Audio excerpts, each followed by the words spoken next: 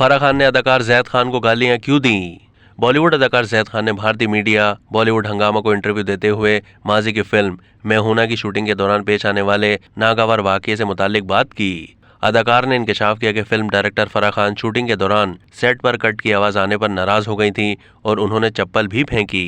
जैद का कहना था कि चूंकि हम बहुत 400 फुट ऊंचाई पर शूटिंग कर रहे थे, इसलिए उन्हें मुश्किलात का सामना करना पड़ रहा था। 2004 में फिल्म की शूटिंग के दौरान सेट पर बहुत डिसिप्लिन था। एक टेक देने के बाद ही हालत खराब हो जाती थी। उन्होंने मजीद कहा कि मुझे याद है कि शूटिंग के दौरान कैमरा अमृता राव पर था और इस सीन के दौरान वो मेरी जानिब बढ़ रही थी और मुझे कैमरे के पीछे से तैयार रहने के लिए बार बार चौकन्ना रहने को कहा जा रहा था। इस सीन के लिए रकासाएं काफी बार डांस स्टेप कर चुकी थी। सीन की दोबारा शूटिंग के दौरान एक डांसर नीचे गिर गई, वो काफी थक चुकी थी। ऐसे में मुझे समझ नहीं आ रहा था कि मैं क्या करूं।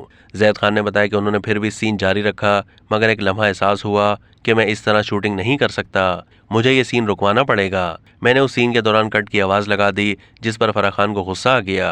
फराह खान ने सेट पर मुझे गाली दी और अपनी चप्पल भी मुझ पर फेंकी। जैद खान ने बताया कि उस वक्त मेरा फराह खान से कहना था कि आप मुझसे ये कैसे तवक्को रख सकती हैं कि मैं किसी के गिर जाने पर भी डांस करता रहूं। ऐसे में फराह खान चीखकर बोली कि तुम सेट पर कट नहीं कह सकते, कट मैं कहूंगी। याद रहे कि 2004 में ब्लॉकबस्टर साबित होने वाली फिल्म फराह खान ने लिखी और डायरेक्ट भी की। फिल्म में शाहरुख खान, शश्मिता सेन, सुनील शेट्टी, अमृता राव और जैद खान ने काम किया था।